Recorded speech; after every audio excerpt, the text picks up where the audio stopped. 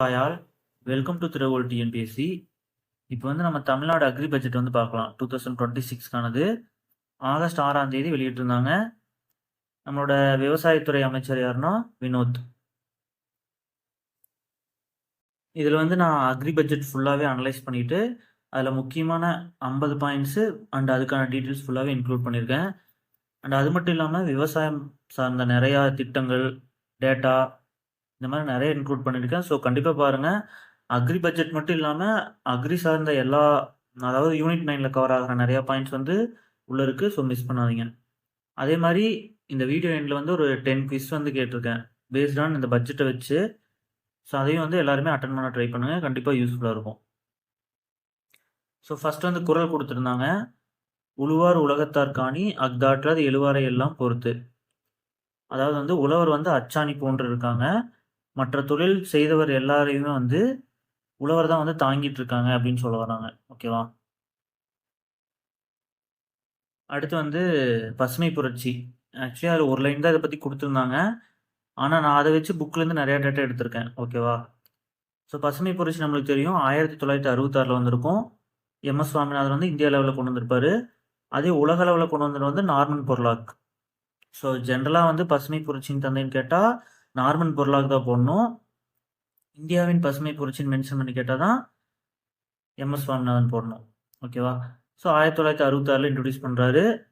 அப்போ என்ன பண்ணியிருப்பாங்கன்னா, நிறையா பஞ்சம் ஏற்படும். அதாவது உணவு பற்றாக்குறை வந்து ஏற்படும். ஸோ அதுக்காக வந்து உயர் விளைச்சல் ரகம் அந்த பயிர், ஹை ஈல்டு வெரைட்டின்னு சொல்லுவாங்க இங்கிலீஷில். அதுக்கப்புறம் உரம், பூச்சிக்கொல்லி இது எல்லாமே இன்ட்ரடியூஸ் பண்ணி நல்லா விளைச்சல் வந்து பெருக்கியிருப்பாங்க. ஆனால் அதுக்கு முன்னாடியே 1960லேயே ஐஏடிபின்னு சொல்லிட்டு முன்மாதிரியாக திட்டத்தை வந்து ட்ரை பண்ணியிருப்பாங்க. அதை பேஸ் பண்ணி தான் பசுமை புரட்சி வந்திருக்கும். ஓகேவா? ஸோ 1960ல் IADP intensive agriculture district programme. இது வந்து மொத்தம் 7 டிஸ்ட்ரிக்டில் வந்து கொண்டு வந்திருப்பாங்க. அது வந்து தமிழ்நாட்டிலேயே ஒன்று வந்திருக்கும். அது வந்து தஞ்சாவூர். ஓகேவா? அதே மாதிரி சவுத் சைடு பார்த்துட்டோம்னா 2 ஸ்டேட்டில் 2 பிளேஸ் மட்டும்தான். ஒன்று வந்து நம்ம பார்த்தோம் தமிழ்நாட்டில் தஞ்சாவூர்னு சொல்லிட்டு, இன்னொன்று வந்து ஆந்திராவில் வெஸ்ட் கோதாவரி. அதே மாதிரி இதுக்கு ஃபண்ட் பண்ணது யாருன்னா ஃபோர்டு ட்ரஸ்ட்டு, ஃபோர்டு அறக்கட்டளைன்னு சொல்லுவாங்க. இதெல்லாமே புக்லேயே கொடுத்துருப்பாங்க. பசுமை புரட்சி பார்த்துட்டோமா? அதே மாதிரி 2வது பசுமை புரட்சின்னு ஒன்று கொண்டு வந்திருப்பாங்க. அதில் எக்ஸ்ட்ரா என்ன பண்ணியிருப்பாங்கன்னா, அட்வான்ஸ் ஆயிடுச்சுல டைமு.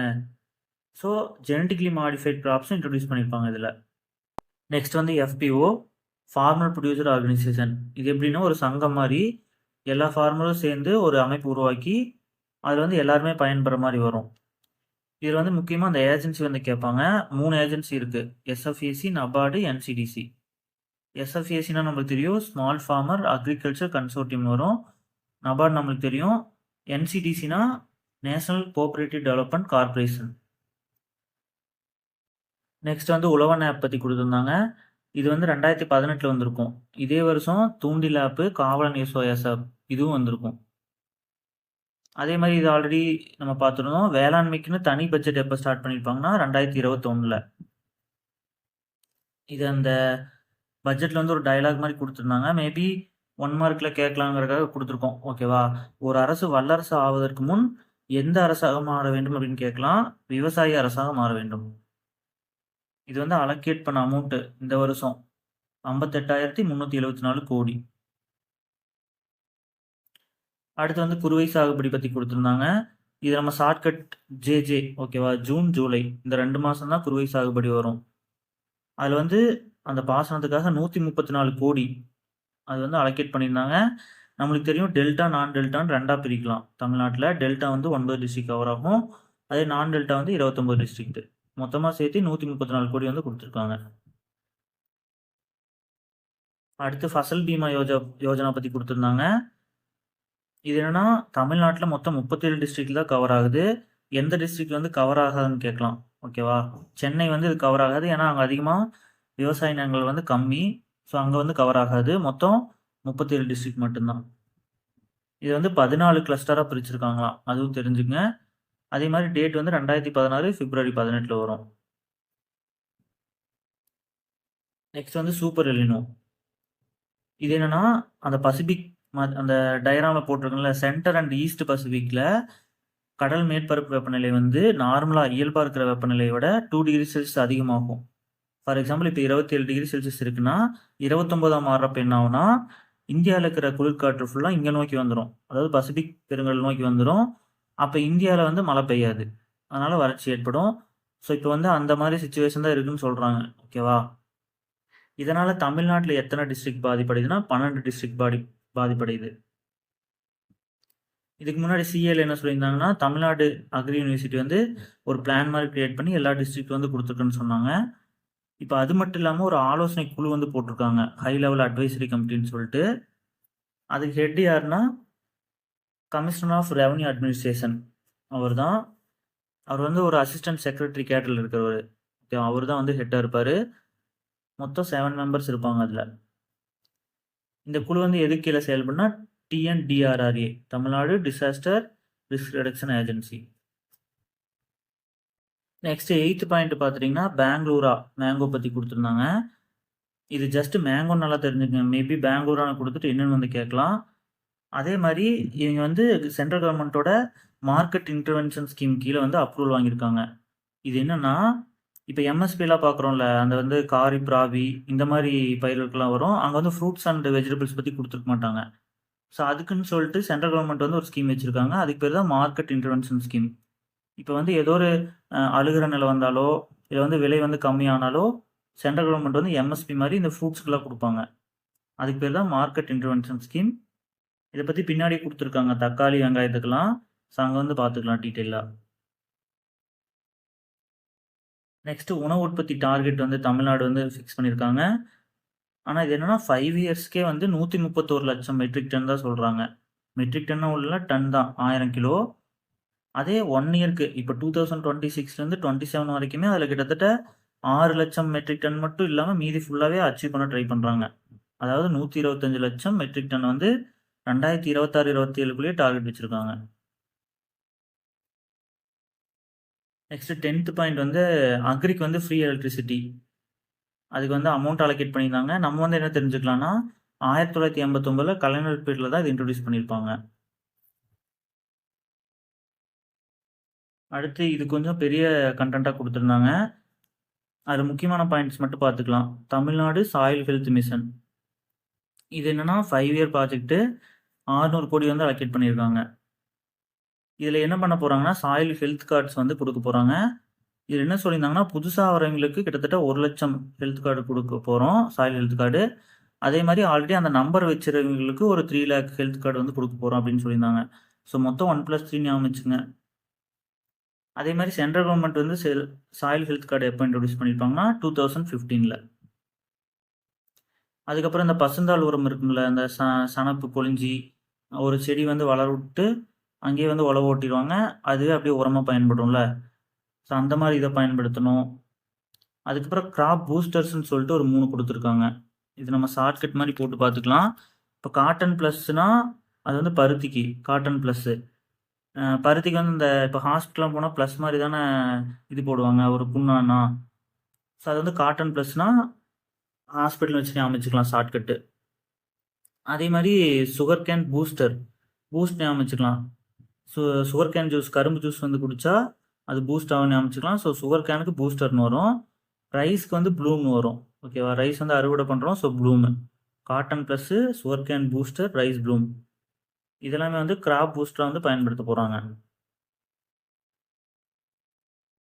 நெக்ஸ்ட் வந்து சென்ட்ரல் கவர்மெண்ட்டோட பரம்பர்கத் கிருஷி விகாஸ் யோஜனா, அதை வந்து மேம்படுத்த போகிறோன்னு கொடுத்துருக்காங்க. 2005 வந்திருக்கும் இது. Next national mission on natural farming. இது சார்ந்து பார்க்குறப்ப நம்ம நேச்சுரல் ஃபார்மிங்க்கும் ஆர்கானிக் ஃபார்மிங்க்கும் என்ன வித்தியாசம் தெரிஞ்சுக்கணும். ஆர்கானிக்னா ஓனாக அவுட் சைட்னு வச்சுக்கோங்க, அப்போ அவுட் சைடு வந்து அலௌடு. இது ரெண்டுமே இயற்கை உரம் தான். ஆனால் நேச்சுரல் ஃபார்மிங்னா அங்கே இருக்கிற லோக்கலில் இருக்கிற அந்த உள்ளூர் கால்நடை கழிவுகளை மட்டும் வச்சு உருவாக்குறது தான் நேச்சுரல் ஃபார்மிங். அவுட் சைட்லேருந்து எதுவுமே அலௌட் கிடையாது.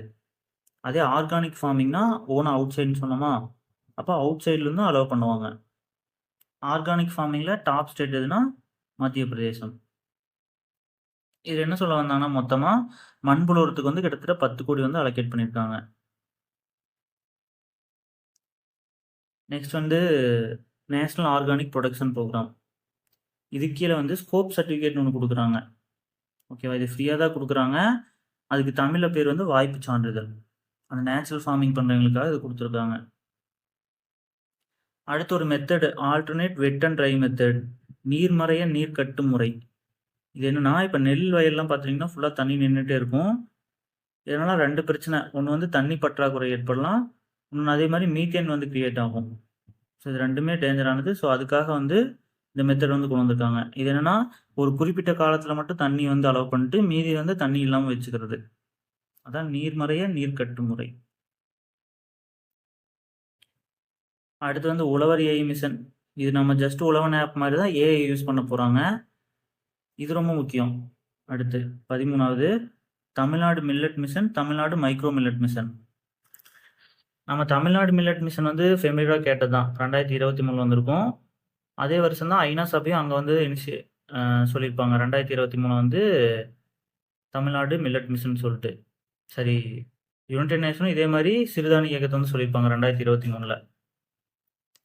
இந்தியா எப்போன்னு கேட்டால் 2018. அது ப்ரீவியஸ் கொஸ்டினில் கேட்டிருக்காங்க. இது கொஞ்சம் கன்ஃபியூஸாகவும் பார்த்துக்குங்க. இந்தியா வந்து 2018, யுனைடெட் நேஷனும் தமிழ்நாடும் 2023. இதுக்கு வந்து ஷார்ட்கட் என்ன வச்சுக்கோங்கன்னா கேஎஸ்ஆர். கேனா கம்பு, எஸ்னா சோளம், ஆர்னா ராகி இல்லைனா கேழ்வரகு. அதே மைக்ரோ மில்லட் மிஷன் சொல்லிட்டு புதுசாக கொடுத்துருக்காங்க. இது வந்து 29 டிஸ்ட்ரிக்டில் வந்து பண்ண போகிறாங்க. இது வந்து வறட்சி அதிகமாக தாங்கும். சாமை, திணை, வரகு, குதிரைவாளி இதெல்லாம். கேழ்வரகுனா மில்லட்டு, அதே வெறும் வரகுனா மைக்ரோ மில்லட்டு. இது வந்து எப்படி ஞாபகம் வச்சுக்கோங்கன்னா 29 டிஸ்ட்ரிக்ட்னா நான் டெல்டா ஃபுல்லாக வறட்சியாக தான் இருக்கும். ஸோ அங்கே ஃபுல்லாக வரப்போகுதுன்னு சும்மா ஞாபகம் வச்சுக்கோங்க. அடுத்து வந்து அதிக ஊட்டச்சத்து பயிரில் அறிமுகம். இது வந்து 3 பயிர் வந்து மென்ஷன் பண்ணியிருந்தாங்க. இதுக்கு என்ன ஷார்ட்கட்னா சீமைக்கு போனால் குலசாமியை பார்க்கலாம். ஓகேவா? அப்போ சீமைனா சீமை திணை, குலசாமினா குலசாமி திணை, அதுக்கப்புறம் பார்க்கலாம்னா பாப்பரை. இங்கிலீஷ் வந்து பார்க்குறீங்கன்னா குயினா, ப்ரௌன் டாப் மில்லட்டு, பக்வீட்டு. ஓகேவா? ஸோ தமிழில் வச்சிங்கன்னா நீங்கள் ஈஸியாக அந்த ஷார்ட்கட் வச்சு யூஸ் பண்ணிக்கலாம். இது மெயினாக எங்கே நெட் யூஸ் பண்ண போகிறாங்கன்னா தமிழ்நாட்டோட மேற்கு பகுதியில், அதாவது சேலம், நீலகிரி, கிருஷ்ணகிரி, திண்டுக்கல் இங்கெல்லாம் தான் மெயினாக அறிமுகப்படுத்த போகிறாங்க. அடுத்தது ரொம்ப எக்ஸ்பெக்டட் கொஸ்டின், பருத்தி மறுமலர்ச்சி இயக்கம், காட்டன் ரெனின்சன்ஸ் மிஷன். தமிழ்நாடு வந்து உற்பத்தியில், அதாவது நூல் உற்பத்தியில் 132 வந்து 46% வந்திருக்காங்க. இதே புக்கில் வந்து 41% கொடுத்துருப்பாங்க. இந்தியாவின் நூல் கிண்ணம் யான் போல்னு சொல்லுவாங்க தமிழ்நாட்டை. அடுத்து வந்து விசைத்தறியில் வந்து 22%, பவர்லூம்னா, ஹேண்ட்லூம் கைத்தறினா 12%, பின்னலாடையில் வந்து 70%. நம்மளுக்கு தெரியும் திருப்பூர் தான் பின்னலாடை நகரம். அதே நெசவு தலைநகரம் அப்படின்னா வந்து டெக்ஸ்டைல் கேபிட்டல்னா கரூர். பின்னலாடைக்கு வந்து நைட் வியர்னு சொல்லுவாங்க. அடுத்து அதே மாதிரி பட்ஜெட்லேயே சொல்லியிருக்காங்க, பருத்தி வந்து வெள்ளை தங்கம், கிங் ஆஃப் ஃபைபர்னு சொல்கிறாங்க. தமிழ்நாட்டில் கிட்டத்தட்ட 3.14 லட்சம் ஏக்கரில் வந்து பருத்தி வந்து பயிரிடுறாங்க.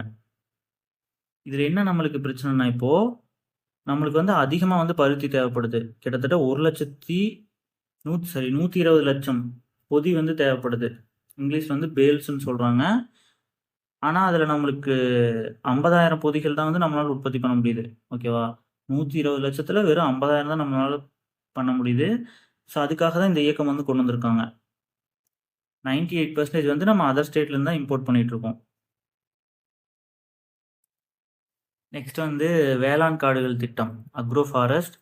இப்போ என்னென்னா நிறைய தரிசு நிலங்களாக இருக்குது. கிட்டத்தட்ட 12,500 ஏக்கர் தரிசு நிலம் வந்து அந்த வேஸ்ட்டாக இருக்குது. ஸோ அதில் ஃபுல்லாமே வந்து ஒரு ஏக்கருக்கு ஒரு 200 மரம் வரைக்கும் நெட்டு அதை வந்து வளர்க்குறது. அதுதான் வந்து வேளாண் காடுகள் திட்டம். நெக்ஸ்ட் 17வது பாயிண்ட் வந்து சர்டிஃபைடு சீட்ஸ். இப்போ நார்மல் சீட்ஸை விட சர்டிஃபைடு சீட்ஸ், அதாவது சூஸ் பண்ணி நல்லா ஒரு தரமான சீட் விளைச்சா கிட்டத்தட்ட 25% எக்ஸ்ட்ரா விளைச்சல் வந்து கிடைக்குன்னு சொல்கிறாங்க மகசூல்.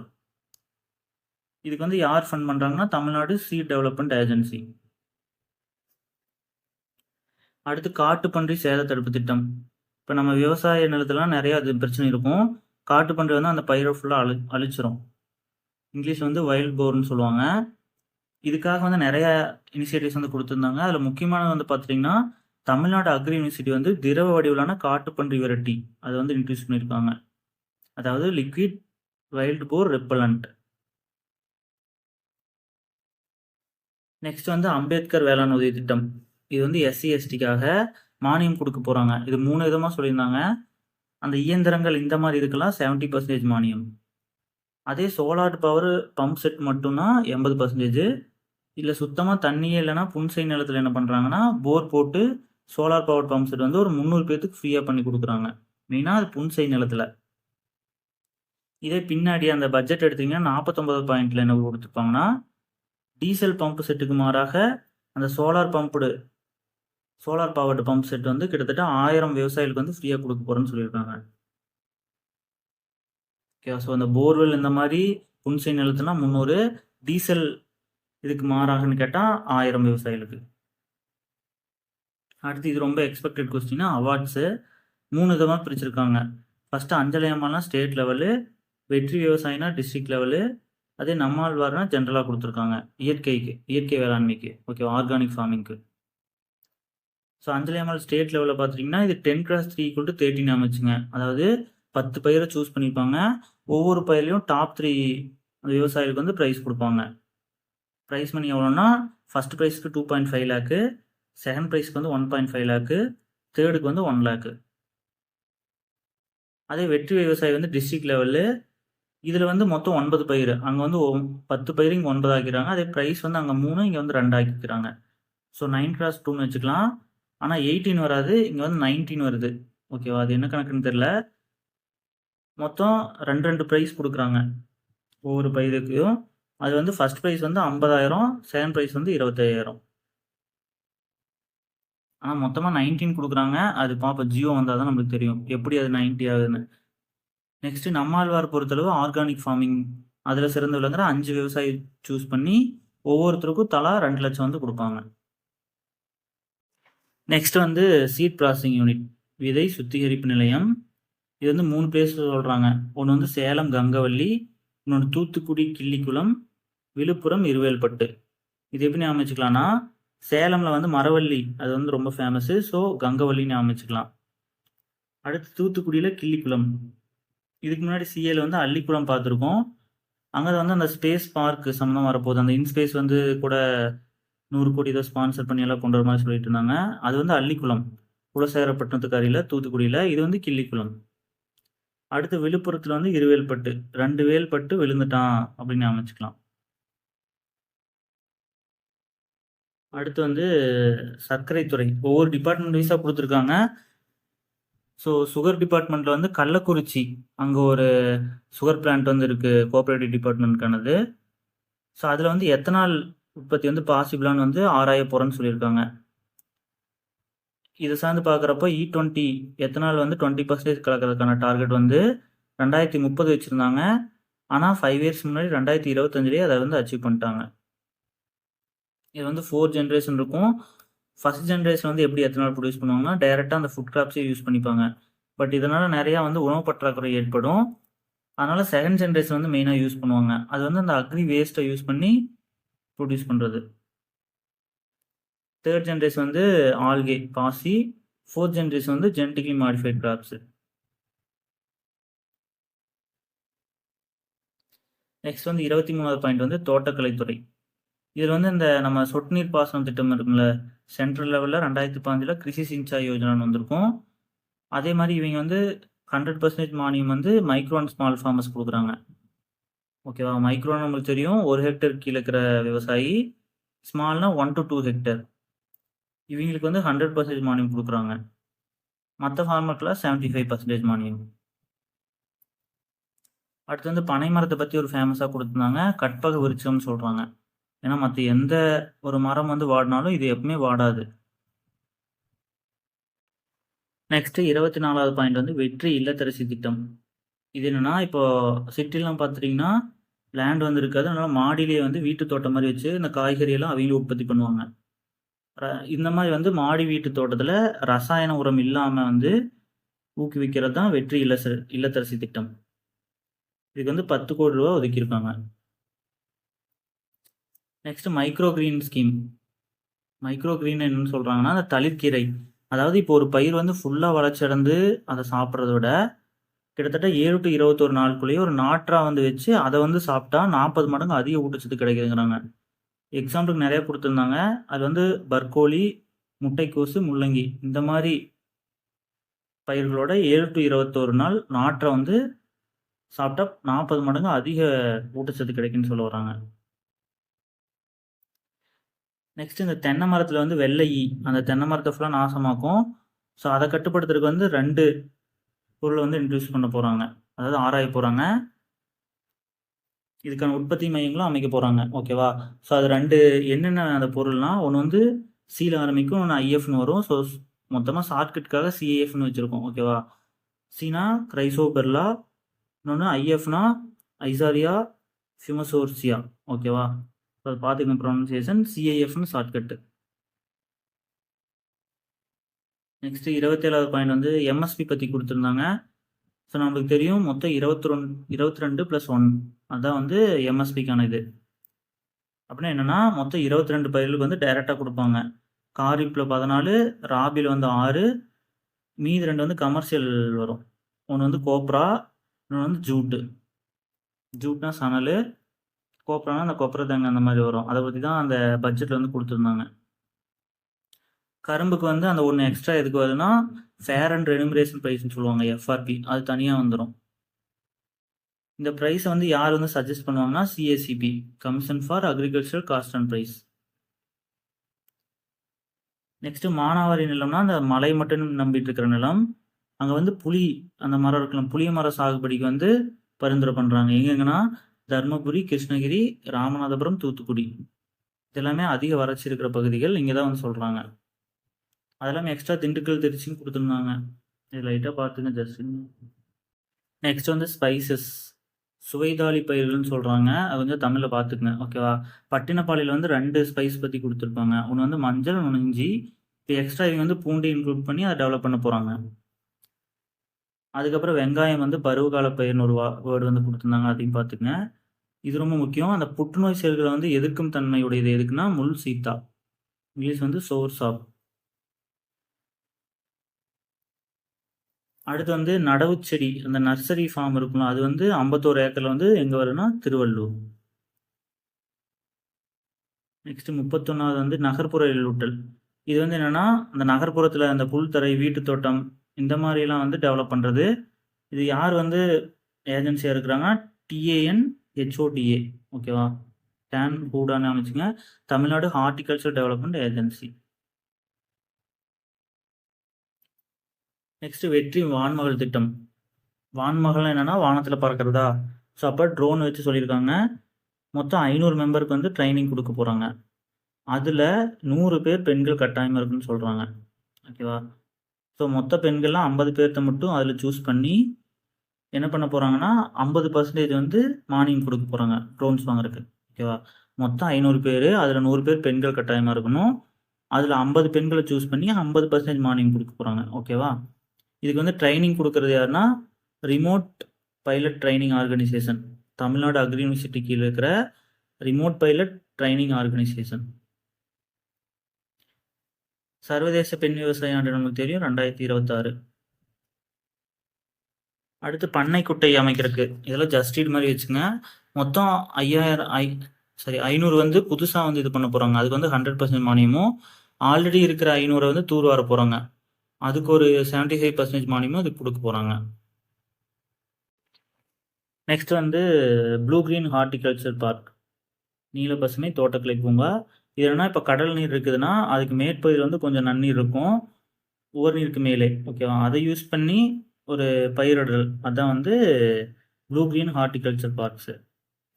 இது சார்ந்து வந்து நம்மளுக்கு தெரியும் உலக அளவில் நன்னீரோட அளவு ஒரு 2.5 to 3% மட்டும்தான் இருக்கும். மீதி எல்லாமே உப்பு நீராக தான் இருக்கும். அடுத்து வாடகை 2.0. இது மூலிமா அந்த வாடகை அந்த ப்ராசஸ் எல்லாம் வந்து வலுப்படுத்தணும்னு சொல்லியிருந்தாங்க. இது லைட்டாக பார்த்துங்க. இப்போ வந்து 2.0 இருக்கு. அடுத்து Tamil Nadu farmer income enhancement commission, வருமான மேம்பாட்டு ஆணையம். இதுக்கு வந்து ஹெட் குவார்டர் எங்கே இருக்குன்னா சென்னையில். 23, அதாவது வரப்போகுது சென்னை ஹெட் குவார்ட்டரை வச்சு 23 கோடி வந்து ஒதுக்கீடு பண்ணியிருக்காங்க அதுக்காக. அதே மாதிரி இந்தியா லெவலில் வந்து அந்த விவசாயிகளோட வருமானத்தை 2 மடங்கு ஆக்கணும் அப்படிங்கிற கமிட்டி எதுனா அசோக் தல்வாய் கமிட்டி, 2016 வந்திருக்கும். நெக்ஸ்ட் வந்து புதுசாக FPO வந்து கிரியேட் பண்ணணும்னு சொல்லியிருக்காங்க. இது என்னன்னா மைக்ரோ அண்ட் ஸ்மால் ஃபார்மர்ஸ் எல்லாம் ஒருங்கிணைச்சு அந்த விளைபொருட்களுக்கான சந்தை வாய்ப்புகளை வந்து மேம்படுத்துறது. ஸ்டார்டிங்லேயே பார்த்துருந்தோம். இப்போ வந்து தமிழ்நாட்டில் எவ்வளோ எஃபிஓ இருக்குன்னா 1686, அதாவது 1686. அதில் வந்து 397 வந்து department of agri marketing and agri business வந்து செயல்படுத்துகிறாங்க. நீங்கள் குரூப் 2களோட ஒரு போஸ்ட் குரூப் 2ல அக்ரி மார்க்கெட்டிங்னு சொல்லிட்டு அதை வச்சு அமைச்சுங்க. அதுக்கு வந்து 397. அதே மாதிரி இவங்களுக்கு பரிந்துரை வழங்குறதுக்காக இது முக்கியமாக பட்ஜெட்லேயே கொடுத்துருந்தாங்க. எஃபிசி அப்படின்னு மேனேஜ்மெண்ட் செல் வந்து கொண்டு வந்திருக்காங்க. எஃபிஓ தான் கிட்டத்தட்ட எஃபிசி எல்லாம் ஒன்று தான், ஓகேவா? அது வந்து ஃபார்மர் ப்ரொடியூசர் ஆர்கனைசேஷன் சொல்லுவாங்க. இது வந்து ஃபார்மர் ப்ரொடியூசர் கம்பெனி, எஃபிசினா, அவ்வளோதான். இந்த வீடியோக்கான பிடிஎஃப் வந்து வாட்ஸ்அப் அண்ட் டெலகிராம் குரூப்பில் வந்து போஸ்ட் பண்ணிடுவோம். ஸோ அந்த இதில் குரூப்பில் வந்து என்ன ஜாயின் பண்ணாதீங்க. வீடியோ டிஸ்கிரிப்ஷனில் லிங்க் கொடுக்குறோம், ஜாயின் பண்ணிக்கோங்க. ஸோ 37வது பாயிண்ட் வந்து ஸ்டோரேஜ். 2 விதமான ஸ்டோரேஜ் வந்து சொல்கிறாங்க. ஒன்று வந்து ஒழுங்குமுறை விற்பனை கூடம், அதாவது ரெகுலேட்டட் ஸ்டோரேஜ், ரெகுலேட்டட் மார்க்கெட்டில் இருக்கிற ஸ்டோரேஜ். இங்கே வந்து 1000 மெட்ரிக் டன் வரைக்கும் ஸ்டோர் பண்ணலாம்னு சொல்கிறாங்க. இந்த 2 இடத்துல கொண்டு வர போகிறாங்க. ஒன்று வந்து திருவண்ணாமலையில் இருக்கிற போலூர், ராணிப்பேட்டையில் இருக்கிற அம்மூர். அடுத்து வந்து கோல்டு ஸ்டோரேஜ் பொறுத்தளவு 3 பிளேஸில் ஒவ்வொன்றும் 500 டன் வந்து கெப்பாசிட்டி உடையது. இது எங்கன்னா காஞ்சிபுரம், திருச்சி, தூத்துக்குடி. இது அந்த பட்ஜெட்லேயே என்ன சொல்ல வராங்கன்னா, போர்ட்டு அண்ட் ஏர்போர்ட்டு இது ரெண்டும் பக்கத்தில் எங்கே இருக்கோ அங்கே தான் கொண்டு வர போகிறோன்னு சொல்கிறாங்க. ஃபஸ்ட்டு வந்து கவர்மெண்ட்டும், அதாவது ஸ்டேட் கவர்மெண்ட்டும் சென்ட்ரல் கவர்மெண்ட்டும் சேர்ந்து பண்ணுறாங்க ஒழுங்குமுறை விற்பனை கூடத்தில். அதே வந்து இங்கே குளிர்பதன கிடங்கு கோல்டு ஸ்டோரேஜை பொறுத்தளவு பிபிபி மெத்தடு, அதாவது ப்ரைவேட் பப்ளிக் பார்ட்னர்ஷிப் முறையில் வந்து கொண்டு வர போகிறாங்க. Next primary processing centre. இது வந்து தனித்தனியாக கொடுத்துருந்தாங்க, நம்ம கம்பேர் பண்ணி பார்த்துக்கலாம். முதன்மை பதப்படுத்தும் நிலையங்கள். இது வந்து திருச்சி எம்புதூர்ல வந்து வாழை. நம்ம இதை ஆல்ரெடி பார்த்துருந்தோம். தேசிய வாழை ஆராய்ச்சி மையம் வந்து திருச்சியில் இருக்குன்னு சொல்லிட்டு. இப்போ வந்து வாழைக்கான முதன்மைப்படுத்தும் நிலையமும் இங்கே கொண்டு வர போகிறாங்க எம்புதூரில். அதே மாதிரி பிகே அகரமில் வந்து வெங்காயம். அகரம்னா சாப்பாடு ஞாபகம் வச்சுக்கலாம். அப்போ வந்து சாப்பாடில் எப்பவுமே வெங்காயம், தக்காளிலாம் இருக்குல்ல, ஸோ வெங்காயத்துக்கு வந்து அகரம்.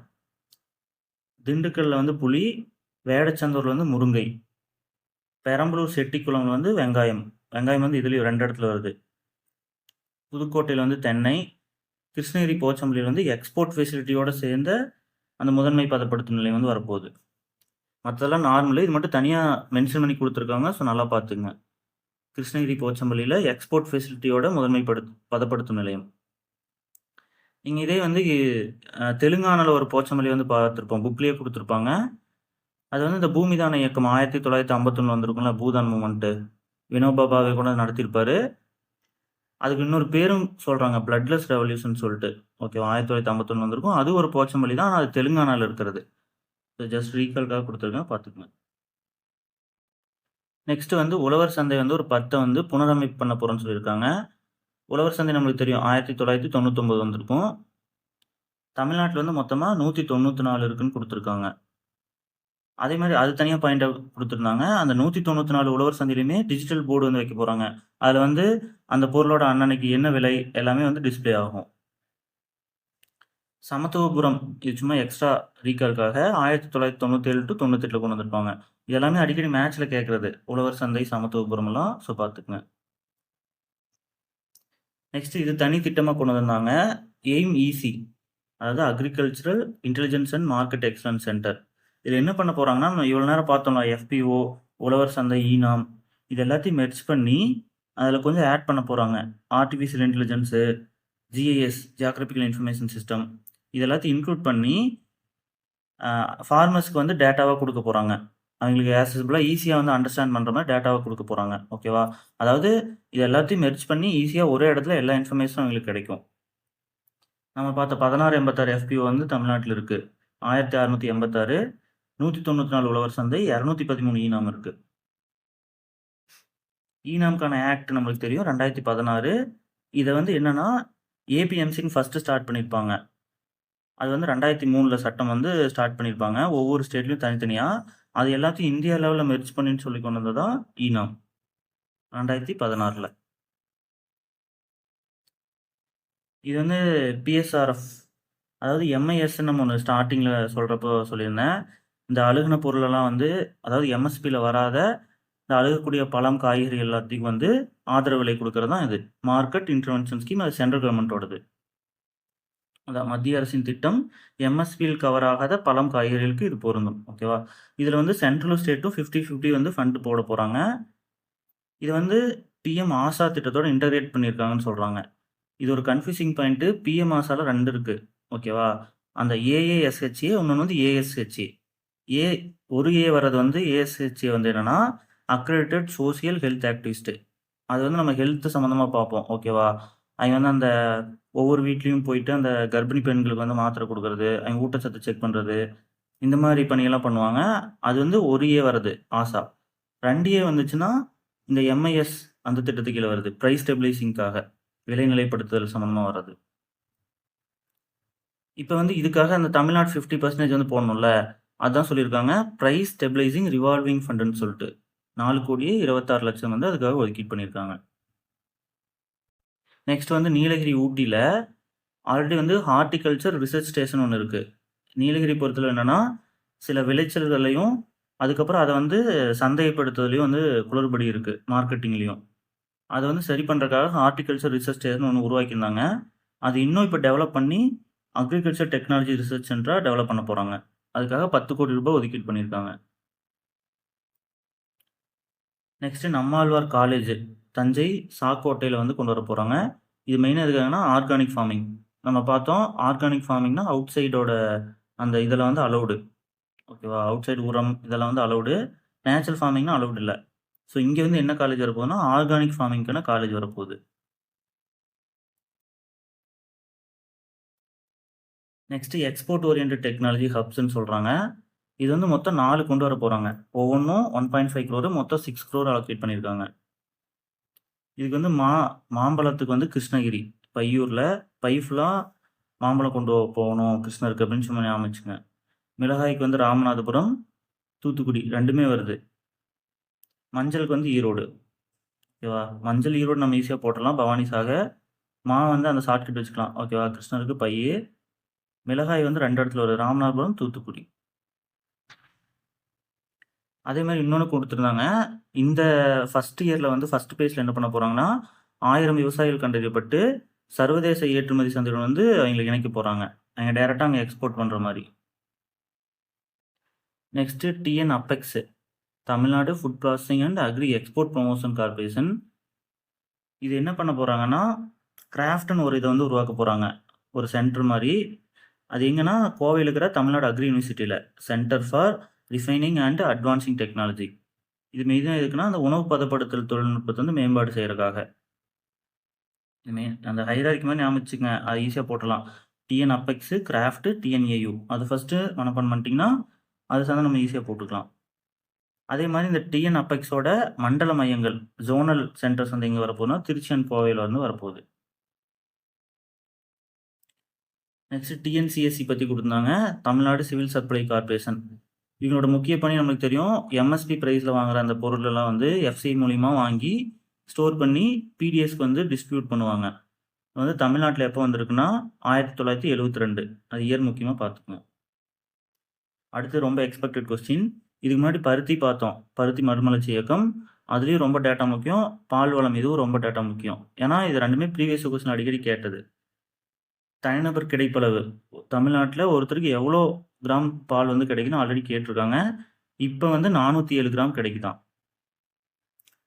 இந்தியாவில் தமிழ்நாட்டோட கான்ட்ரிபியூஷன் எவ்வளோனா 4.7%. அதாவது 100 லிட்டர் ஒரு நாளைக்கு இந்தியாவில் ப்ரொடியூஸ் ஆகுதுன்னா தமிழ்நாட்டிலேருந்து மட்டும் 4.7% ப்ரொடியூஸ் ஆகுது. 4.7 லிட்டர். தமிழ்நாட்டில் மொத்தமாக ஒரு நாளைக்கு எவ்வளோ ப்ரொடியூஸ் பண்ணுறாங்கன்னா 3 கோடி லிட்டர் வந்து உற்பத்தி பண்ணுறாங்க. நெக்ஸ்ட்டு உள்நாட்டு நீர்வளம், அந்த நீர்வள பரப்பு எவ்வளோன்னு கொடுத்துருந்தாங்க. 3,88,00,000 ஹெக்டேர். ஏக்கரில் ஹெக்டேர். அடுத்து டிஎன்சிடிடபிள்யூ மூலிமா எஸ்ஹெச்ஜிக்கு வந்து நிறையா பண்ணுறோன்னு சொல்லியிருந்தாங்க. நம்ம மெயினாக டிஎன்சிடிடபிள்யூனா 1983 வந்திருக்கும், Tamil Nadu corporation for development of women. இவங்க தான் வந்து அந்த செல்ஃப் ஹெல்ப் குரூப்பெல்லாம் வந்து இது கீழே தான் வரும். 1989 தருமபுரியில் வந்திருக்கும். ஃபுல்லாக தமிழ்நாடு ஃபுல்லாக வந்து பரப்பினது எப்படின்னா 1998. அந்த திட்டத்து பேர் மகளிர் திட்டம்னு சொல்லுவாங்க. செல்ஃப் ஹெல்ப் குரூப் வந்து உருவாக்குறது எல்லாமே மகளிர் திட்டத்துக்கு கீழே வரும். அதுவும் ப்ரீவியஸ் கொஸ்டின் தான், மகளிர் திட்டம். நெக்ஸ்ட் வனத்துறை, ஃபாரஸ்ட் டிபார்ட்மெண்ட் கீழே என்ன சொல்லியிருக்காங்கன்னா கிரீன் தமிழ்நாடு மிஷன் இருக்கும்ல, 2021 கொண்டு வந்திருப்பாங்க. அது கீழே வந்து 2031 கீழே 2031க்குள்ள ஃபாரஸ்ட் கவர் வந்து 33% உயர்த்தணும்னு சொல்கிறாங்க. இப்போ வந்து அரௌண்ட் 23.7% இருக்குது. அதை வந்து 33% உயர்த்தணும் டார்கெட் வச்சுருந்தாங்க 2031க்குள்ள.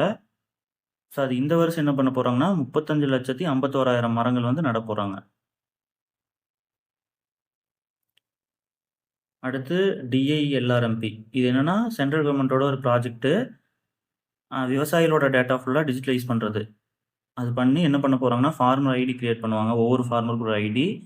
அதே மாதிரி அந்த பயிரோட இதை வந்து ரெஜிஸ்டர் பண்ணுறது, வில்லேஜ் மேப் வந்து க்ரியேட் பண்ணுறது. இப்போது இந்த வில்லேஜ் மேப் க்ரியேட் பண்ணுறது பற்றி தான் தமிழ்நாடு ஒரு டேட்டா வந்து கொடுத்துருக்காங்க. அதாவது தமிழ்நாட்டில் இருக்கிற 16,810 கிராமங்களும் வந்து டிஜிட்டலைஸ் பண்ணி மேப்பை வந்து கன்வெர்ட் பண்ணுறேன்னு சொல்லியிருக்காங்க. ஓகேவா? அது எது கீழேனா அக்ரி ஸ்டாக்னு கீழே சொல்லியிருக்காங்க. அந்த அக்ரி ஸ்டாக் எது கீழே வருதுன்னா DILRMP கீழே. DILRMPனா ஃபுல் ஃபார்ம் என்னன்னா digital India land record modernisation programme. Next Tamil Nadu finance minister, இது ஆல்ரெடி சொல்லியிருந்தோம், திரு ஆர் வினோத் எவ்வளோ வந்து அமௌண்ட்டு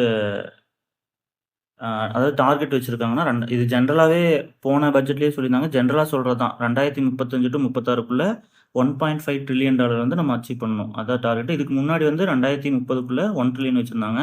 இப்போ 2036க்குள்ளே $1.5 trillion. இது வந்து 6th அக்ரி பட்ஜெட்னு தான் சொல்கிறாங்க. ஆகஸ்ட் 6, 6th 6 ஞாபகம் வச்சுங்க. லாஸ்ட்டாக ஒரு குரல் கொடுத்துருந்தாங்க, கொடையலி செங்கோல் புடியொம்பல் 4 உடையானம் வேந்தர் கோழி. இந்த 4 இது கொடுத்துருக்காங்க. ஸோ மேபி கேட்குற வாய்ப்பு இருக்குது, ஜென்ரலாகவே பார்த்துக்குங்க.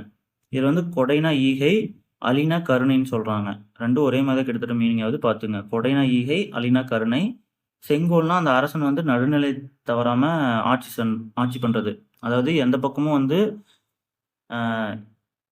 இது சொல்லாமல் நடுநிலைமையாக இருக்குது. இப்போ 2 பேர் வந்தாங்கன்னா ஒருத்தர் பக்கம் மட்டும் அவங்களை வந்து ஆதரவாக சொல்லாமல் 2 பேர்த்தோட சிச்சுவேஷனையும் ஆராய்ஞ்சிட்டு ஆட்சி பண்ணுறது. அதான் நடுநிலை தவறாமை. குடியொம்பல்னா குடிமக்களுக்கு வந்து துன்பம் வராமல் பார்த்துக்கிறது. ஸோ இது எல்லாமே இந்த 4 இருந்தால் தான் வேந்தர் கோழின்னு சொல்ல வராங்க. ஓகே, அவ்வளோதான். இந்த பட்ஜெட் வந்து முடிஞ்சிருச்சு. இது வந்து 10 குவிஸ் வந்து நான் கேட்டிருக்கேன். இந்த பட்ஜெட் ஃபுல்லாக நீங்கள் பார்த்தீங்கன்னா இந்த 10 குவிஸுமே ஆன்சர் பண்ணலாம். முக்கியமானதை மட்டும்தான் எடுத்து கொடுத்துருக்கேன். இதில் எல்லாருமே வந்து கமெண்ட்டில் வந்து ஆன்சர் பண்ண ட்ரை பண்ணுங்கள்.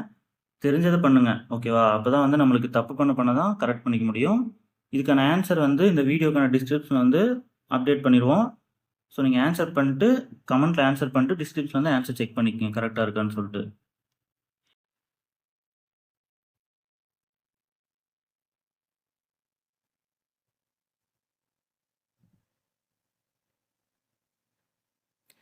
அதே மாதிரி இந்த வீடியோ ஃபுல்லாக யூஸ்ஃபுல்லாக இருந்துச்சுன்னா லைக் பண்ணிக்கங்க அண்ட் சப்ஸ்கிரைப் பண்ணிக்கங்க. புதுசாக யாராச்சும் வந்தால் சப்ஸ்கிரைப் பண்ணிக்கங்க இந்த மாதிரி ஹேண்ட் ரிட்டன் நோட்ஸ் வீடியோஸ்க்கு. Thank you so much.